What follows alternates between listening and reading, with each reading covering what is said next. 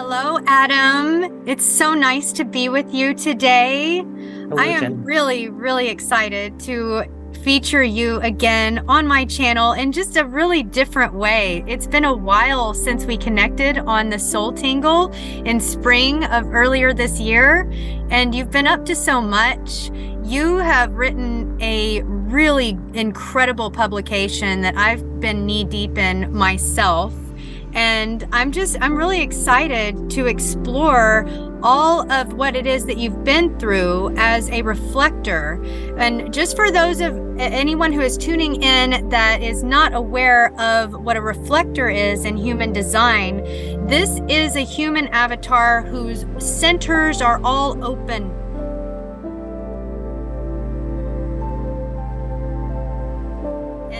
You comprise 1% of the population on planet Earth. And it's in my opinion, this is my own take on human design, but these people, like they're truly precious gemstones on planet Earth. And the reason why they only comprise 1% of the population is because in times past, these were your mystics. These were those who they weren't always able to exist within the confines of society because of what you and I were discussing prior to recording, is this empathic ability that you have to tap into the energies that are all around you from other people and situations.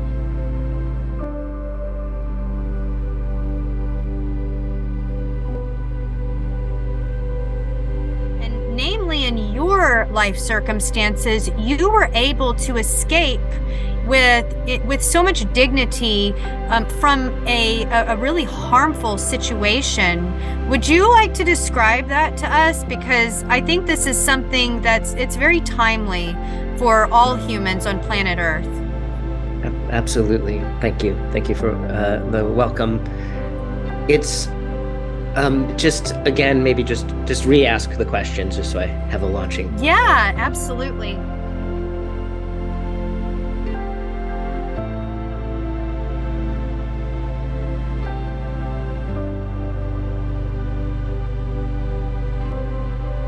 So, in your book, let me just go ahead and share this beautiful book, because honestly, even the front cover will conjure these feelings of it's not just a warmth, but it's like an invitation. I feel like your book that you've written is an invitation, this authenticity, the immense power to be yourself. And in this book, you describe escaping from a cult, like a narcissistic cult.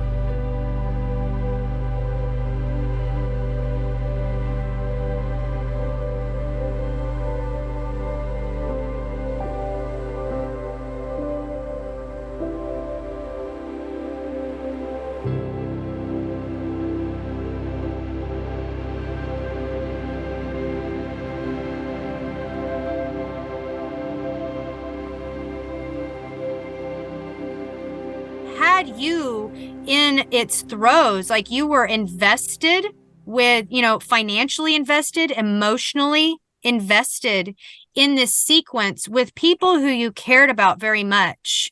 And I can't even imagine being in that situation, in that simulation of the human experience, and what it would have taken for you to extract yourself in the process, and what that looked like, the pain, the discomfort, the transformation that had to take place. And I'd really love it if you would be able to share about some of that experience with us, and what it was like as a reflector, having all of those energies, being a vessel for them, being a vessel that's mirroring back out to the outside world, and what that process looked like and what transpired in its wake. Absolutely. I felt very much led and guided to this group. It was not, I can't say it was just a toxic experience that I in any way regret being a part of. It was it taught me, they were studying the skills of how to immerse yourself in feeling and how to bring love to sensations and all these experiences that were vital to my whole path. Yet the leader was using this way of, getting close to you and supporting you. He was like kind of worming his way into every facet of my life and running it, taking over and making decisions for me. And that I just had no idea that there were people like that in the world. It was a shock to my system to when I awoke to this and started standing in my truth and saying no. Like I mean the way it happened, I was in this group for 18 years, and the first 3 years were wonderful. They were just amazing, and like and there were elements. I mean, I learned how to teach, I learned how to facilitate, I learned how to coach other people, I learned how to use communication skills that I didn't have before, and there was so much goodness. But gradually, more and more, I felt this underlying sort of anger, resentment toward the leader. And I just felt like I felt diminished, but I couldn't even articulate that to myself because I assumed it was my issue, because that was part of the whole psychology of it. When I did the Iboga journey, Iboga is an African psychedelic used in the treatment of addiction, and it can also be used for psychospiritual discovery. My mentor and teacher had suggested I do the journey because there was something in my life that just wasn't working. And when I did the journey, I got this very clear message that I was following him. I was following John and not myself. And I didn't really see another way, because on some level I didn't believe in myself and I was leaning on him. And the journey took me back to this place of authenticity that I'd always known. I was reflecting back on it. I didn't think of myself this way because I was just being me. I wasn't, reflecting back on it. But as a child and as a teenager and a young adult, I'd always been very authentic. I would share what I was feeling and thinking with people in ways that would sometimes shock them. And for me, I didn't understand why people would have such a reaction to me sometimes, because I'm just like, I'm simply sharing what I'm feeling. I'm not trying to threaten you. So when I started sharing my truth with the leader after I came out of the journey, he just started going against me and denying what I said and saying that I was competing with him. And eventually he threw me out of the group. Right. And that was how, and asked me to donate the shares I had in the business. I had, 3 others of us had bought into the process coaching business together. And we, I was like a 20% owner of this business. And he told me that since I wasn't embodying the work, I should donate my shares back. And at first I agreed. And then like the moment I got off the phone, or a couple hours later, I was like, what? This is crazy. This is, I mean, if they want to buy me out, that's fine. But I'm being punished for being who I am. Like what? So there was an immediate response. My guess is it was in your body. You felt it immediately when you were going against your authentic truth, that this journey clarify, I read it and I wasn't able to pronounce it, but you said it. What was the psychedelic journey? It's from Africa, is it not? Yes. Iboga or Ibogaine are the 2 names for it. Interesting. And it's one extraction out of your book that just really spoke to me, and I'm going to I was able to free myself I was able to feel negative and unsafe energy somatically as a stab to my solar plexus. I want you to describe for us what that feels like. The stab to your solar plexus. Yeah, it's, I mean, I've never been knifed, but it seems like it's that sensation of it's almost like someone sliding a knife into my body, but it's like energetically, it's like being stabbed, sometimes hit. It's sometimes Mhm. blunt, sometimes more sharp, but this energy feels like in an interaction like the one we're having, we're just in support of each other. There's nothing threatening or hostile. We just want what's best for each other. And when the dynamics this way, it has a certain characteristic or quality.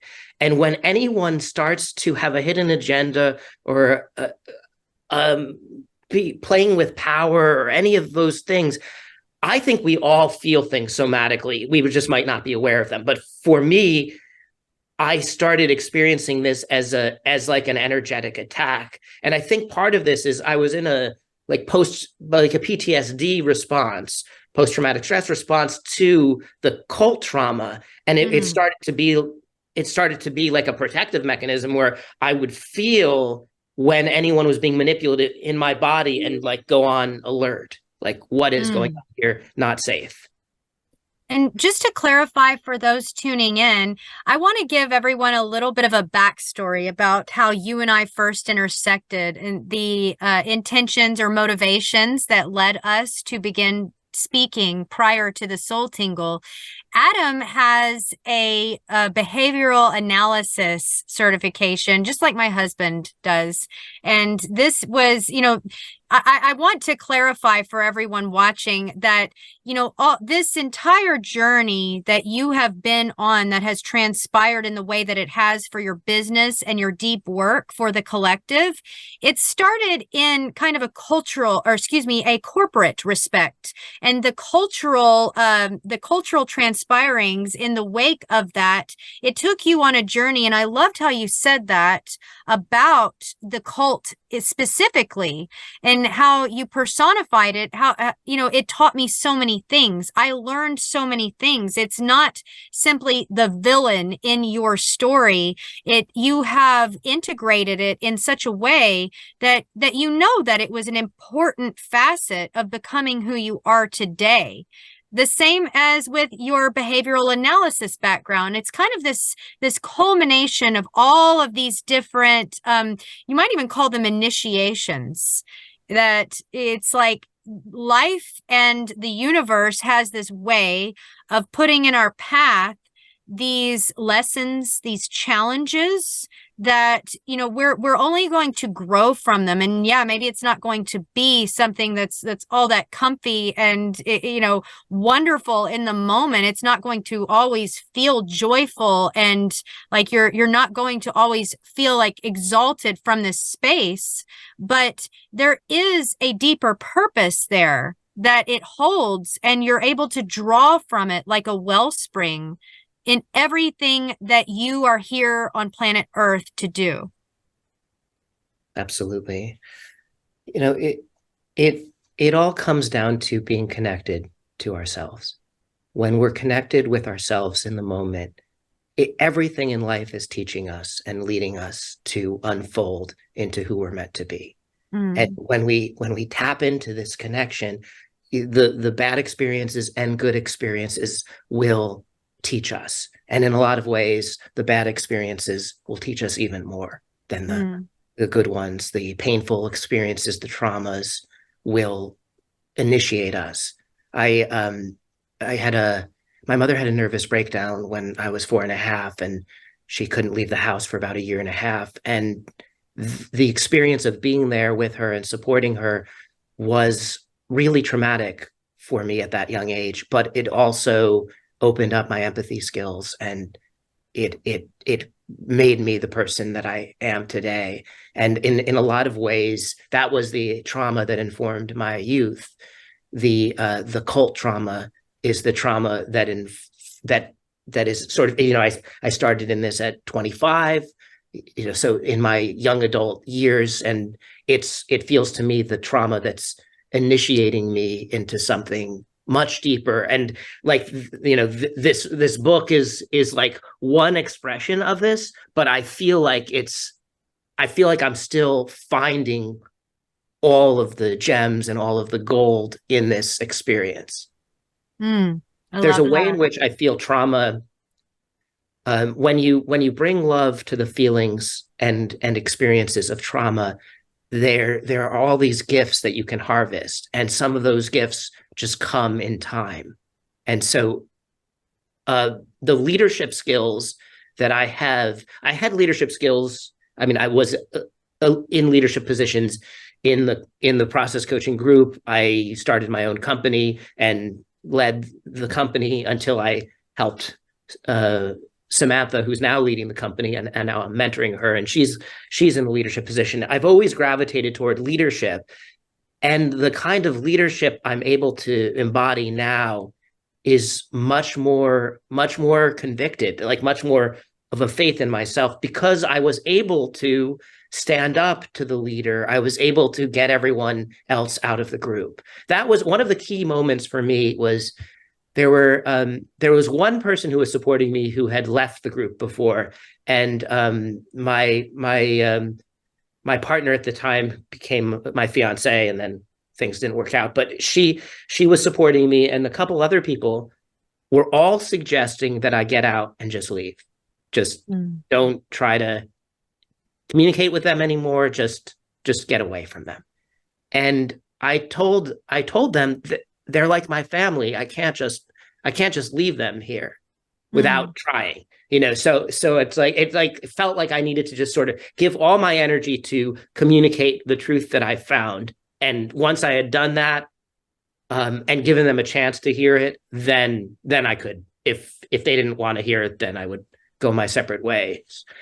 For those of you who haven't been in a cult, it's a very, the mind control is so insidious that you can't just tell somebody like this is a cult. Like they'll just, like, there's always a defense strategy for feedback. So anything that you say that's critical would be seen as projection. So I feel, I believe the leader is unduly influencing me, and he's being manipulative. Well, that's because you're projecting onto him, and that's your own issue. So where do you feel that in your body? What's going on with you? And the techniques are good, but it's like they're being used to deflect feedback. They're not listening with the heart and feeling for the truth in what I'm saying. So I had to have these conversations where I was like yelling to, yelling for the truth. And it wasn't until I actually went to a couple people further from the core group. Like some of the people had been in a long time, but weren't so indoctrinated. And that was where the opening was. And once one person started understand, she was already trying to leave the group, and she had been kind of talked back into it. And I had a 5-minute conversation with her, and I just said, if you want to leave, you can leave.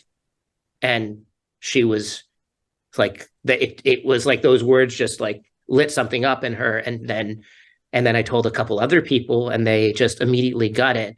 And then once the dominoes started falling, pretty soon, everyone other than the leader and his wife, and even they were starting to, the leader was starting to, at one stage, he was saying what I was saying was true, and then he had a psychotic break and locked into a position that I was taking. Was this part of a larger process, or was it an independent, standalone organization? It's an independent, standalone organization. So the leader of the group lives in Marin County, California, just a little north of San Francisco. And the group was sort of localized around the North Bay area. There were about maybe 200 or 300 people that had been in contact with the work, but the cult-like dynamics really happened within a circle of about 20 people, the advanced students in the work. And the most extreme abuse happened in the core group, which was 5 of us. A lot of people in the circles outside of this group had good experiences of the group. Like with most cults, there's something sincerely good that they're doing. They are helping to make changes. There has to be something that draws people in, or we wouldn't be hooked. Absolutely. You hear that from even some of the most prolific cults, that they're only exposed as cults like after a lot of the damage has been done, but they never begin that way. is seemingly the underlying common denominator, that they begin as something, a beautiful organization of souls, hearts, minds, and spirits coming together for a greater purpose for the collective. But somewhere, somehow along the way, the shift happens where it's a consolidation of power for one or a very few individuals to the detriment of all the others involved.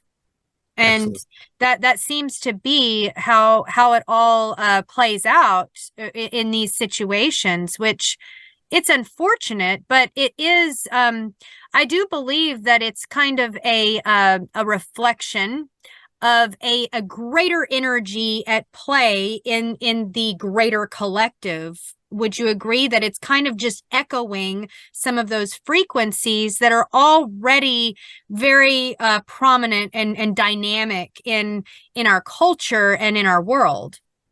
Absolutely. I mean, we live in, I mean, in a way, capitalism, the way it's manifest in the world currently, is a kind of cult where we bow down to money and profit and power over love and compassion and caring about other people.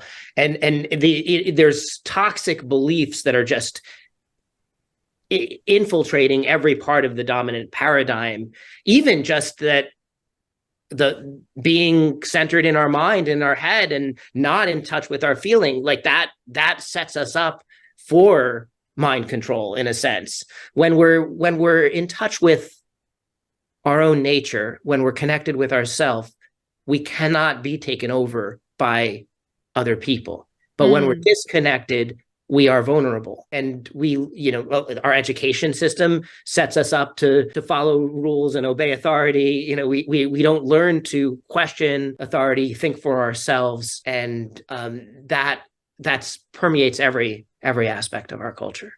Absolutely. And you're just to clarify, Adam he's a successful businessman. He has a business called Heart-Centered Revolutions that is it's all about reconnecting to your heart center.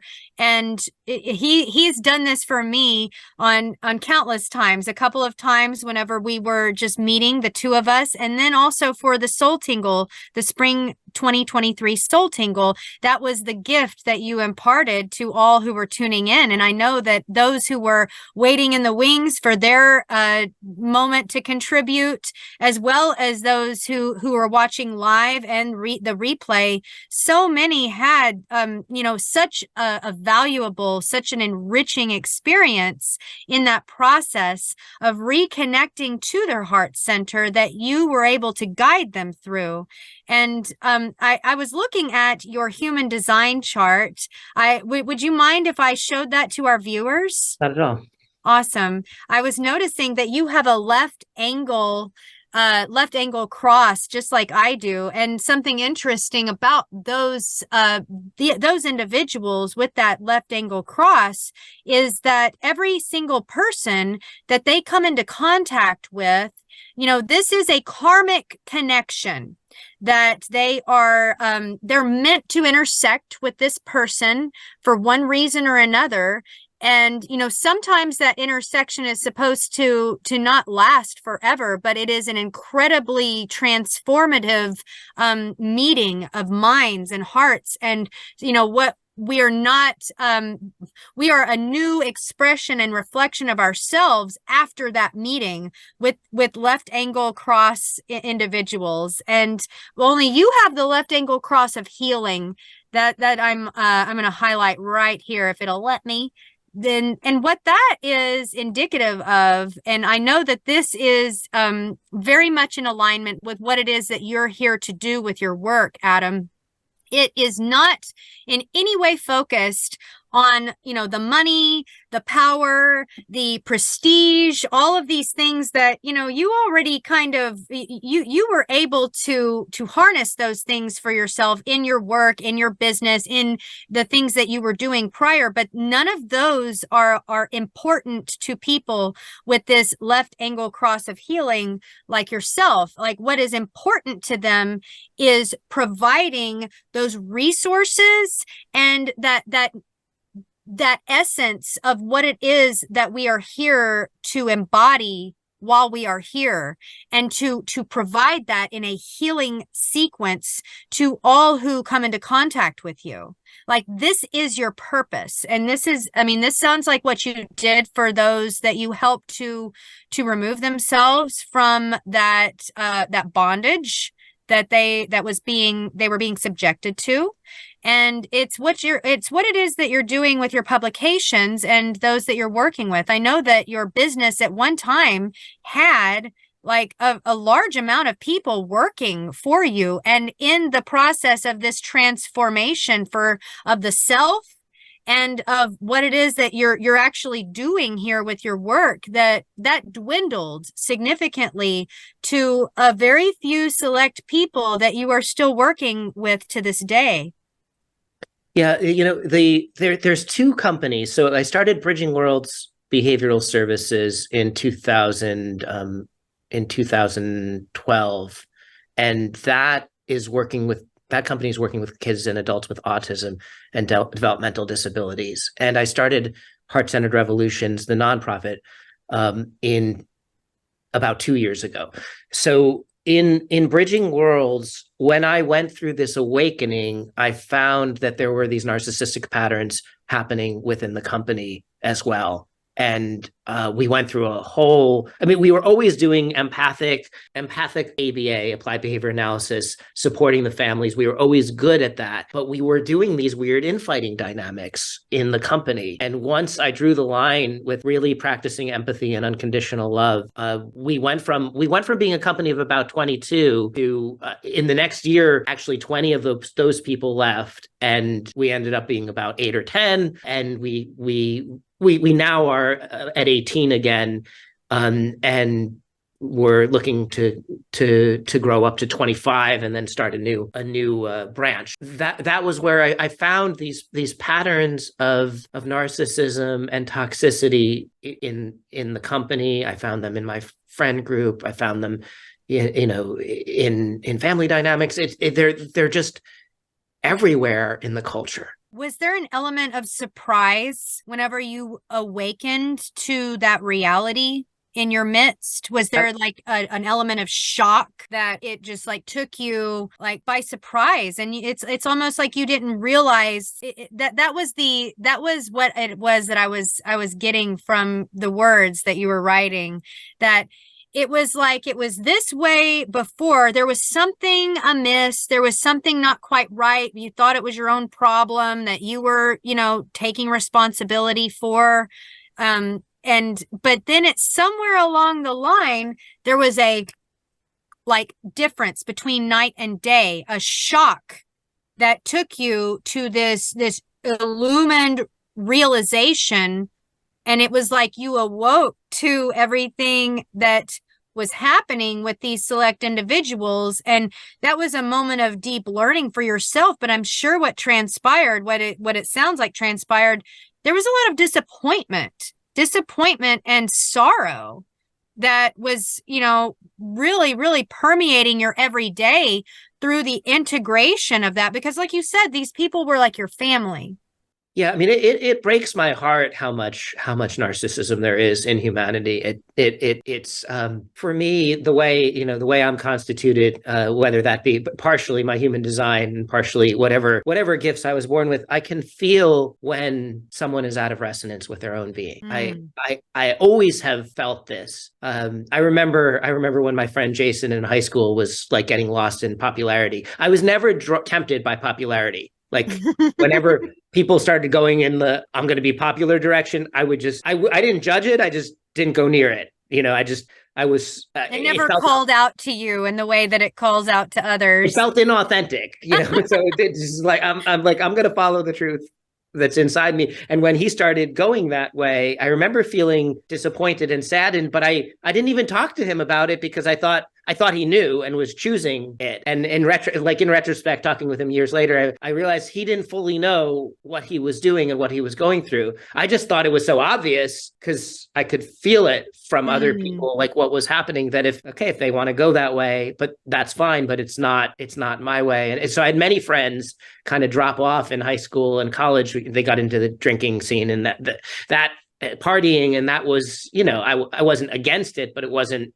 I was into meditation and spirituality and, like awakening. And that just didn't seem connecting with nature and skipping in the woods, like a different kind of fun than drinking and partying. And anytime somebody denies the truth of their heart with me, it hurts deeply. And I mean, one of the things I'm getting more discerning in is knowing when to share and when not to share. Because initially when I came out of the cult, I started sharing with everyone what I was perceiving about them. And that created a lot of conflict and a lot of fighting because some people weren't willing to hear the truth that I was perceiving. And I realized that it's not my job.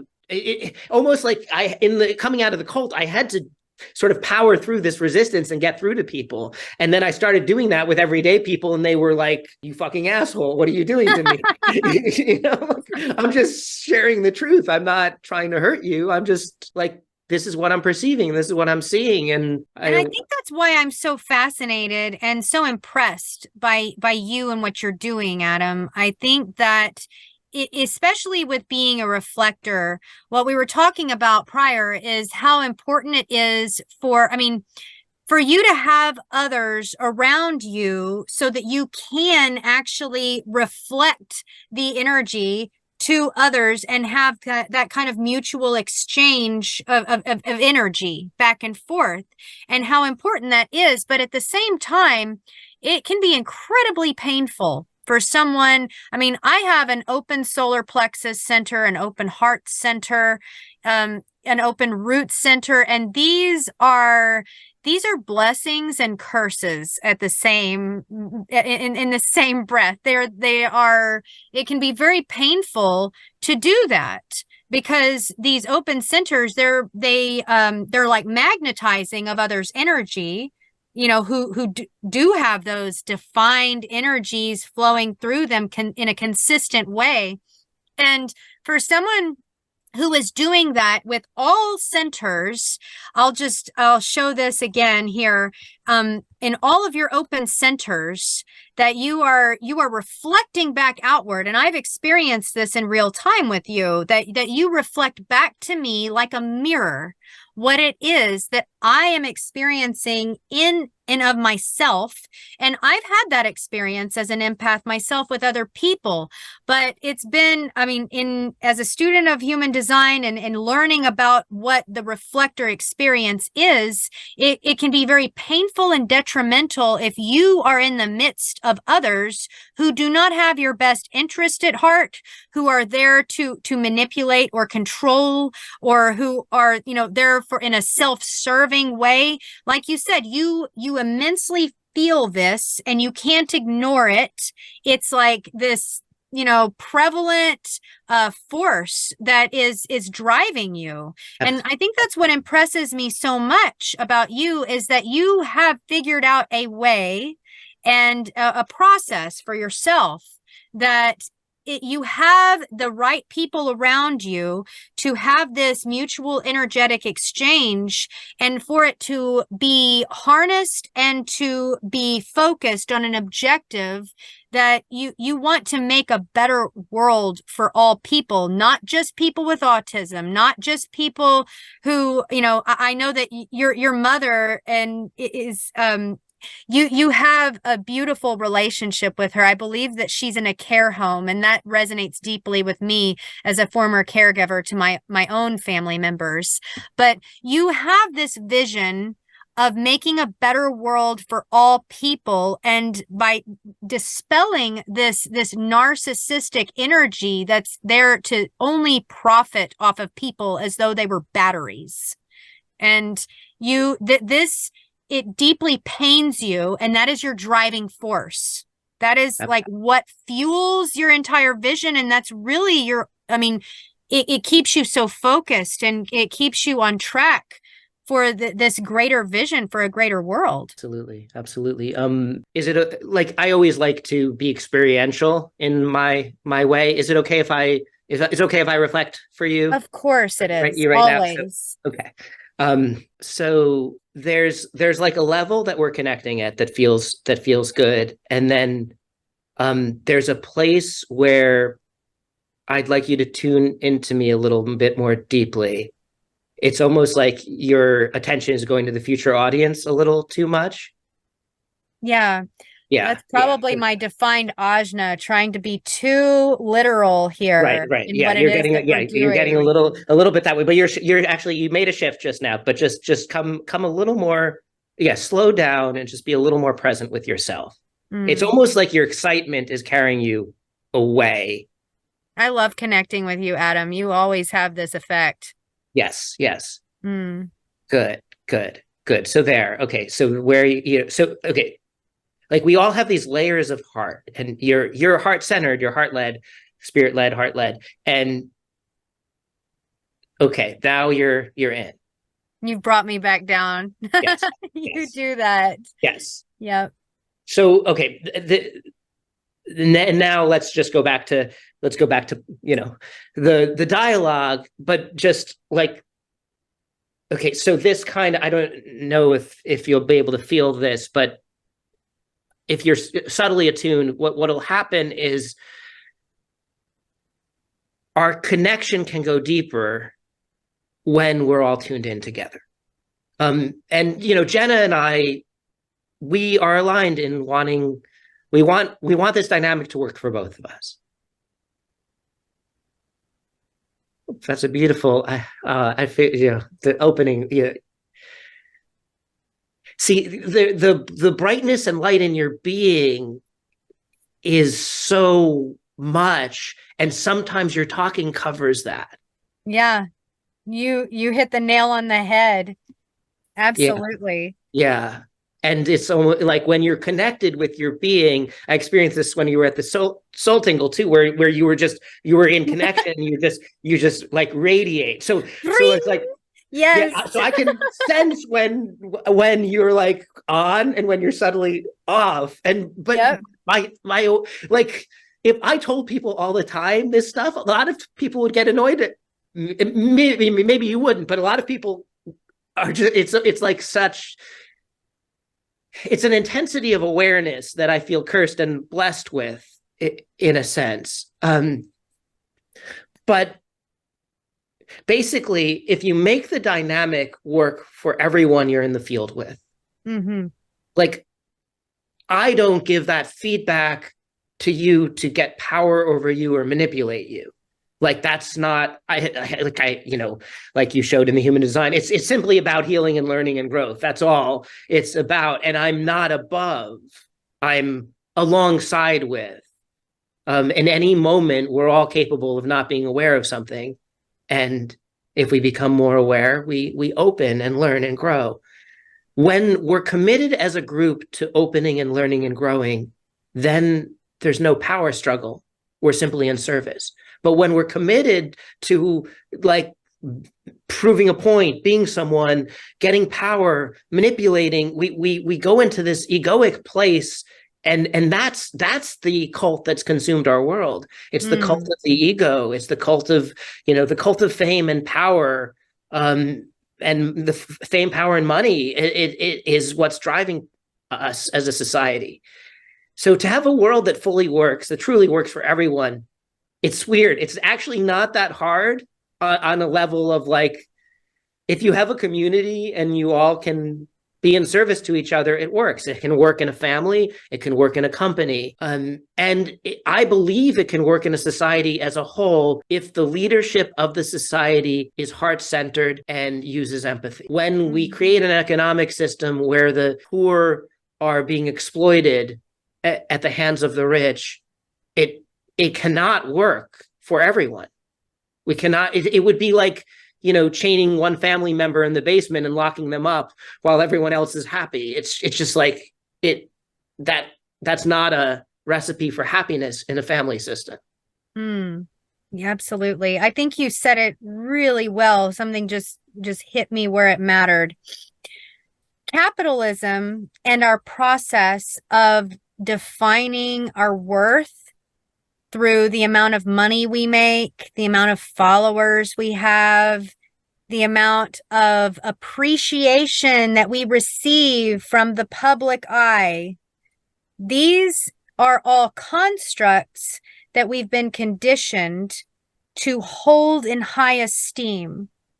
And this is something that was given to us. And so we're very confused whenever we are surging towards these things and we don't feel fulfilled, even when we might get some of those things.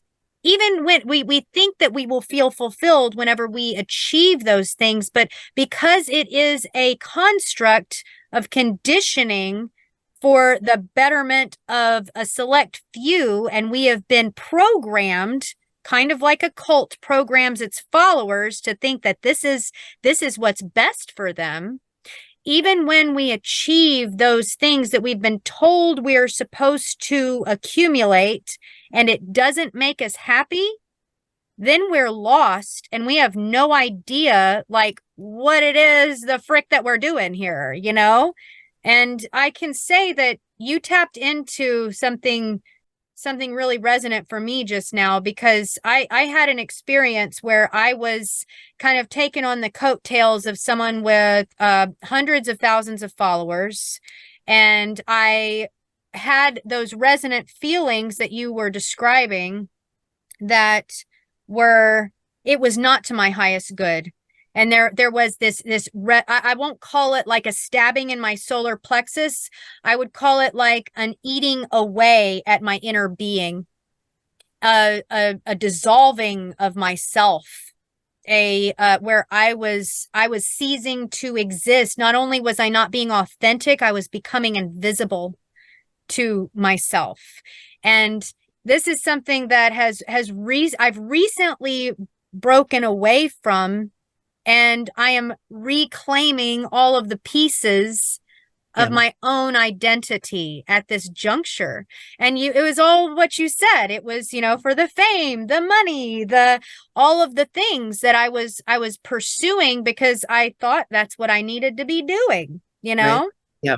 And, go ahead. No, it's I knew that we were supposed to meet today for a reason. I knew that this all came together for a reason. I mean, a lot of times, like you and I, we both want our message to spread. We want to have more influence. We want the world to be a better place. And so it can feel defeating sometimes when the message isn't spreading as fast as we would like it to spread. We're not getting as many followers. We're not getting the reception that we desire. And so sometimes what can happen is when we compare ourselves to somebody who is in a position where they have hundreds of thousands or millions of followers or whatever the millions of dollars or whatever the measure of success is, sometimes we can start to think that they know more than us about what we should do. And they may know more than us about how to attract followers. They may know more than us about how to generate money. There may be things we can learn from them, but the authenticity that lives in our heart and soul cannot be taught by anyone else. I mean, when we peel back the layers, we are who we are, and that's who we're meant to be. And that's what I found in the narcissistic cult. It's like I was trying to be the leader, and that is a disservice to. It's like if I was born to be him, I would have been him. Why try to be someone that I'm not? Why not just be who I'm meant to be? I don't know the details. I'd love to hear the details at some point of this story for you, Jenna. But the love bombing is oftentimes the way these relationships start. Where they start with people recognizing us, seeing us, and showering us with praise. Yeah, absolutely. You're And 100% right on the money. and for those Absolutely. of us who have these gifts but haven't always been recognized, I mean, all of us want love, all of us want recognition, all of us want, you know, to be seen, heard, and felt. So when people start seeming to do that, it can be very alluring and tempting. And what happens is once you get hooked in, there starts to be this, you know, devaluing stage Yes. where they start to subtly criticize you or not so subtly criticize you, depending on what is happening. They Or a start to process of ignoring starts to happen, and yes, then like leaving you with like a sense of emptiness, even after yes, you have given all into this exchange. Yeah, that's yes. so profound. Hmm. And then sometimes it'll go back and forth between this, you know, love bombing, ignoring, and Yes. then you're like, what can I do to get the love back? And what can I, you know, you know, with my mentor, my former mentor, he was very critical and would attack, but sometimes it's just people ghosting and withdrawing their energy. Mm. It's so important for us to surround ourselves with people who truly serve us, who truly believe in us and empower us, not have any kind of manipulative intention. Mm. And when we're heart centered, we can sometimes assume that other people are heart centered too. They wouldn't manipulate, they wouldn't use us. So it can be hard to detect some of those intentions because we assume goodness in others. Do you think And sometimes, Adam, I'm going to ask you this question. Do you think sometimes they don't know they're doing that? Like absolutely, they have absolutely, no conscious idea that that's what's actually happening? yes, And I think that's what really threw my head for a loop in this recent interaction was this feeling of being manipulated, and not just manipulated, but like harnessed, like taken control over. But it's like, is this all in my head? Am I just coming up with this? Like this, like, and it's like, is it gaslighting? Or like, and really, do I need to know what their true intentions are? That's what actually helped me move through this, where I was like, no, I don't. I don't need to know what their true intentions are. That's really irrelevant at this juncture, because despite what they're saying on an external level, I know what I'm feeling. yeah, I know what, and my body doesn't lie. I know what it is that I'm feeling, and that I know that this isn't for my highest good. And so it really, intentions are irrelevant. And letting go of certain people in our lives and letting them go from a place of love is, love for ourselves and even love for them. Like you said, I learned so much from this interaction, from this arrangement, that despite feeling like I need to be a phoenix rising from the ashes of this, it felt like destruction, very much so. But I learned so much, and I know I'm stronger as a result. absolutely. Yeah, this resilience can come from these kinds of experiences where we realize we are stronger than we knew and we can get through these experiences. The So I define narcissism as the opposite of authenticity. Uh, Mm. in authenticity, we're being true to ourselves and we're honoring where we are. In a narcissistic dynamic, it's built around a false self. Mm. Yes. And some people who have narcissism know that they're being false, and some don't. That's, there's a spectrum of awareness around, or know on some level they're manipulating, and are intentionally doing it, and others are thinking they're being authentic. Mm.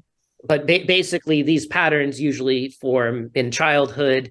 There's some trauma that happens, and they avoid the trauma and pretend they're not traumatized in that way. They work Mm. around it, and it in psychological theory, like Kohut and Kernberg are two of the theorists that have spent a lot of time on narcissism, and they, one of them sees it as a getting frozen in the developmental stage, like the me, mine, like the 2-year-old stage. They're getting Yes. stuck in that like self-object relationship, and then the other sees it as a deviation from normal development, and which it seems to me to have an element of both. Like there's an element of getting stuck developmentally somewhere, but then there's an element of the kind of manipulation, like a 2-year-old is not manipulative. They're just self-centered.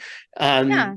They Usually. haven't progressed past that point yet. And given the opportunity to progress naturally, they most certainly will progress past Absolutely. that point.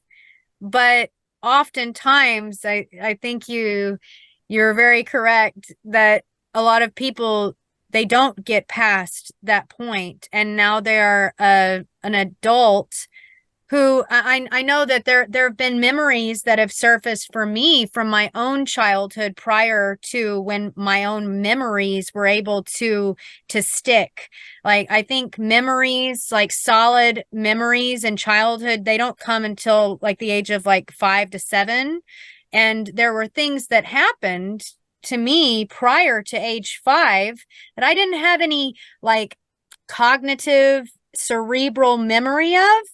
But in the tapping into my somatic responses, whenever I am deliberating about my past stories and my past relationships, like this is how the truth came to light.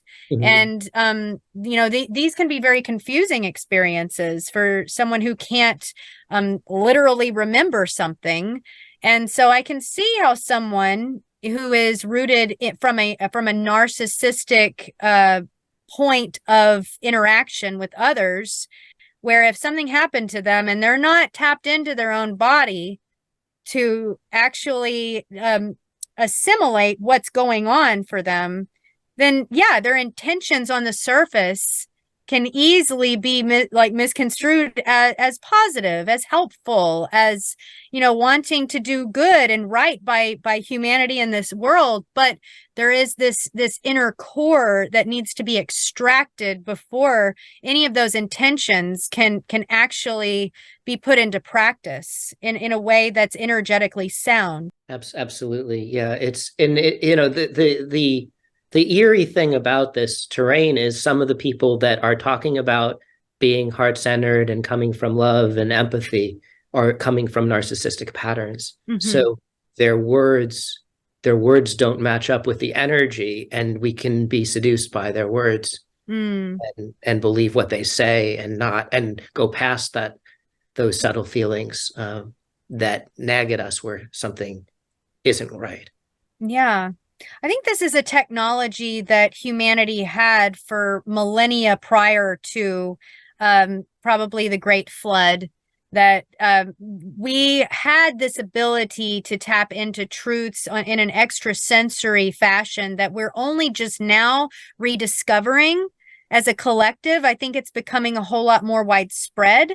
That this, whenever you said that we can be seduced by their words, I remember a time not long ago in the 90s, in the early 2000s, when someone would say something and I really wouldn't know what it was that they were meaning or where they were coming from. But now, and I don't think I'm alone in this, I think that humanity is progressing towards this paradigm shift where words will have a lot less bearing. The spoken word, it will not be able to shroud the energy as it has in times past. Beautifully expressed. I agree. I agree totally. And when we commit to our heart, when we commit to empathy, we start to get more and more subtle sensations for when something doesn't feel right. In our culture, we're conditioned to believe our mind, and our intuition knows things. I remember one good example of where I didn't follow my intuition was I wanted to get an infrared sauna, and I was shown this one that fit all the requirements, and I got this intuitive feeling not to get it. but I didn't have any reason for it. So I got it. I ended up getting it. And right after I got it, I was like given notice I had to move out of the place I was in. So now I'm having to lug this umbilical persona around. And it just became this whole thing that like somehow my intuition had a sense of it not being right in a way that like there was information that my mind simply didn't have. And it was a good example for me of just like, I'm pretty good at following my intuition when I have some like, okay, I understand there's something going, but what I'm learning my edge is to just trust the intuition, even when there's no reason. Absolutely. If I'm not feeling drawn to this person or this thing, or if it's not a yes, it's not a yes. And I don't have to know why. There's some sense I have of it not feeling right. I think that's what's always tripped me up is I have this insatiable curiosity to know the reason why. And it has not always served me, but in other ways I'll say that it has, because I mean, it's what led me to amazing people like yourself.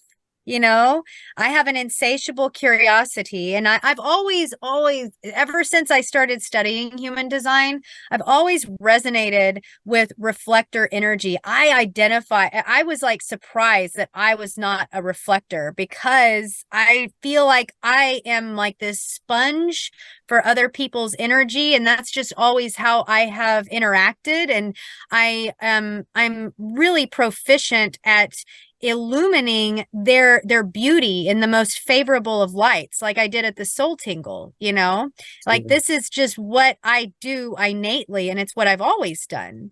But it's like this insatiable curiosity that this has been my recent initiation process of knowing when to follow that and when to retreat.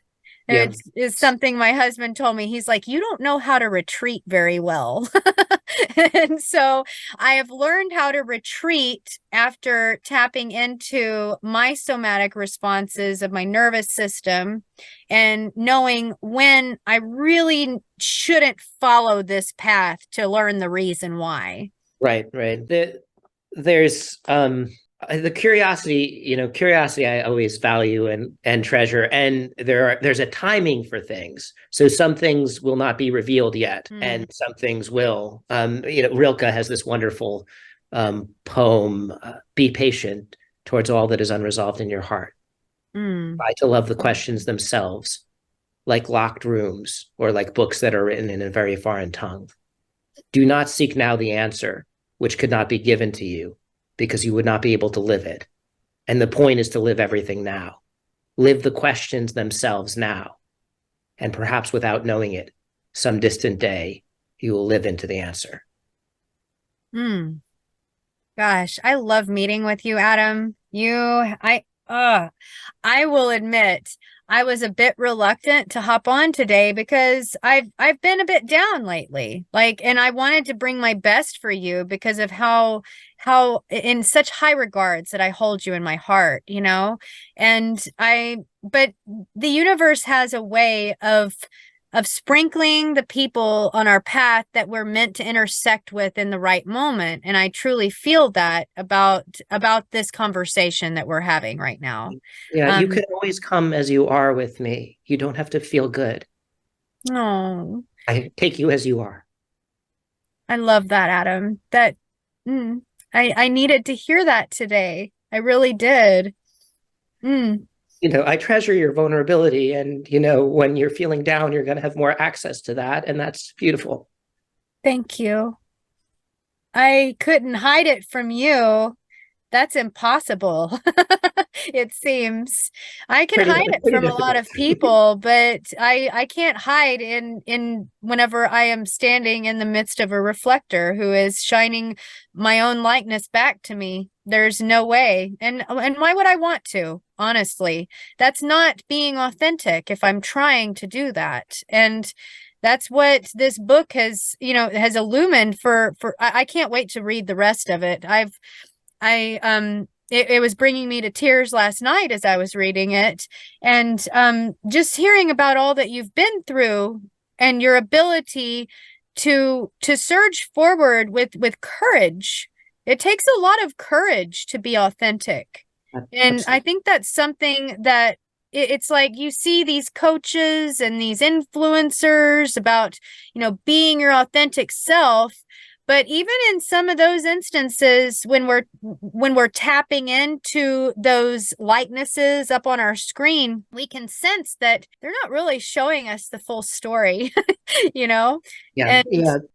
The thing, we're conditioned in this culture to be positive and feel good and not feel negative and not feel down. When we go through difficult experiences, we can feel intense darkness. We can feel self-doubt. We can feel like we don't know how we're going to go on with things. And it's important to let those experiences be here and bring love to them. That's for me, when I say authenticity, I mean being real with everything. Like, mhm. and I've always had this ethic, this sort of come as you are ethic, and it's just so much like, if you have to be positive to be in my presence, then I mean, like, then you can only, you can only be that way some percentage of the time, you know? Right. And so when you can be wherever you are, and that's okay, that, like, when we're trying to bring love into this world, we're going to experience the opposite. When we're trying to bring empathy, we try to bring love, we're going to experience hatred. When we try to bring empathy, we're going to experience narcissism. When we try to bring compassion, we're going to experience heartlessness. This is part of the polarities of what we live with. And as light workers that we are, we need to be able to transmute this darkness. Yet, at times, the transmutation process doesn't happen instantaneously.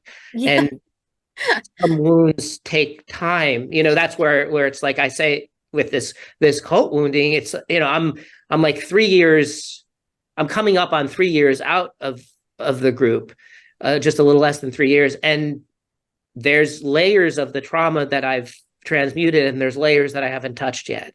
And Mm. and and I know that I've been going to this cult recovery support group, and it's just so nice to be with other people who've had different kinds of cult experiences, but there's so much commonality to just come together and share. And it's been helping me a lot to just kind of normalize the trauma. I mean, and like, okay, anyone who was in this experience would feel this way. And the narcissistic abuse, it's an amazing how deep and powerful these wounds are. And whether it's in a business relationship, a romantic relationship, in a mentor-mentee relationship, they all take their tolls on us. Mm. Yeah. Yeah. I couldn't have said it better myself. And it's it's like whenever you're in the midst of others who have experienced that as well, there's a tapping back into a oneness, whereas before it feels like an isolation. It Mhm. feels like I'm the only one who experienced this.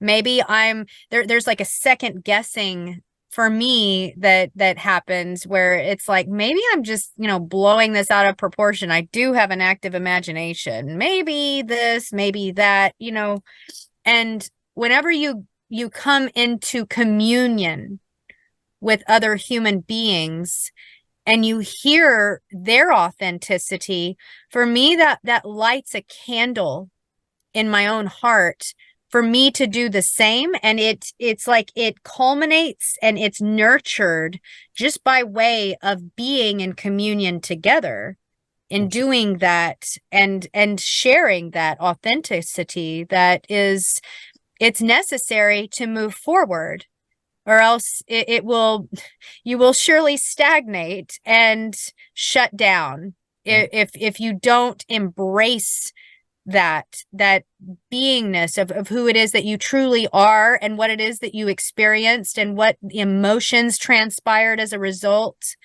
This is a very natural process for humans. I feel like we've lost touch with it in big ways, that I don't think that we were always so far removed in ancient historical times even. Absolutely. Yes. Yeah. I mean, we used to be much more connected with our intuition and with feeling. I mean, if you look at indigenous cultures, they usually have more of that intact connection than our modern cultures. And even the indigenous cultures, I feel like they used to have more of a connection. Yes. Than they do now. Mm. We've needed to go through a very dark phase in human history, it seems, of profound disconnection. And it's a collective phenomenon that it's weighing heavily on the individual. And but I believe in that shared trauma, that trauma bonding even. And the authenticity is that brave, bold, courageous authenticity is the key to unlocking a different way of moving forward. And it's like we do need to jump into that abyss, though, and not know where it's going to take us and not shy away from it just because it's scary. It's like, because the alternative is far worse. Yeah. The being yourself, it's the most powerful act you can do, is to simply be who you are and let yourself be yourself. And sometimes being yourself means crying. And sometimes being yourself means speaking your truth, even when it's going to create conflict. And sometimes being yourself is just sitting in the sun and enjoying the day. So whatever that is, whatever authenticity is for you, just being connected to your heart, believing in yourself, and just being as you feel moved to be. The immense power to be yourself. That's what's discovered in this endeavor of authentic expression. Yes. And I wanted to share a poem by Khalil Gibran as we close this sequence of conversation that's been really powerful for me lately. I actually just came upon this poem. It's been one of my favorites for years, but you were talking about how it's not necessarily always even whenever you decide, like, this is me and this is how I'm moving forward because this is my authentic expression and I'm not going to shy away from it anymore, the joy doesn't always follow immediately. It's not all I think we're conditioned in our present day with the innovative technologies, the surging forward of AI. Everything is just moving so swiftly. I think we've been conditioned to want that instantaneous result. Like, we've been conditioned since childhood, especially those of younger generations than ourselves, that they haven't grown up without a computer in the home or without a handheld device. And, even so, we're conditioned to believe that if we're on the right path, then we should be happy. But sometimes, like, it does take some time. It takes some marination into this new frequency for this new process of beingness to take hold, and for it to actually emanate a reflection of joy in our lives. And it's on Joy and Sorrow by Khalil Gibran. This one excerpt says, "Some of you say joy is greater than sorrow, and others say, nay, sorrow is the greater. But I say unto you that they are inseparable. Together they come, and when one sits alone with you at your board, remember that the other is asleep upon your bed." Beautiful. Yeah. I love Khalil Gibran's work. Me too. Is that from the Prophet? It is. I grew up reading that little, I had a tiny book next to my bedside, and I'd read a different one every night. I guess it's not really poetry, but it always read like poetry to me. Oh, wow. It is poetry, right? Yeah, I'm a poet, and I really appreciate I appreciate the spoken word, especially when it's infused with an energy that is that's nourishing to the soul, Yeah, I love the one I know the best by him is "Your children are not your children." Oh, yes, absolutely. My parents were teachers, and they would recite that to me all the time. They took their work very seriously, their work with children, and their work with children, even children that were not their children. Mhm. You know, it was very, very resonant for them, that teaching. Beautiful. Thank you so much for meeting with me today, Adam. This was quite an episode on this podcast, and I know that it's going to bring a lot of healing to a lot of people. And even if it only brings healing to one person, myself, it was not for naught. It was absolutely valuable to me in a very timely way. Thank you. Thank you for having me on. It's always a pleasure, and you're a treasure, and I always appreciate our time together. Me too. Me too. And you will certainly leave me with a link for others to purchase your beautiful book that I can't wait to read the rest of. Authenticity, the immense power to be yourself. Yeah, we'll put the link below, and I'll send it to you, and that'll be good. Okay, perfect. Thank you so much, Adam. It's been such a pleasure. And thank you for your beautiful reflector energy that you always bring into my orbit. It's always a gift. It's always a treasure to sync orbits with yours. And just keep me in the loop on everything that you're doing, because it's beautiful.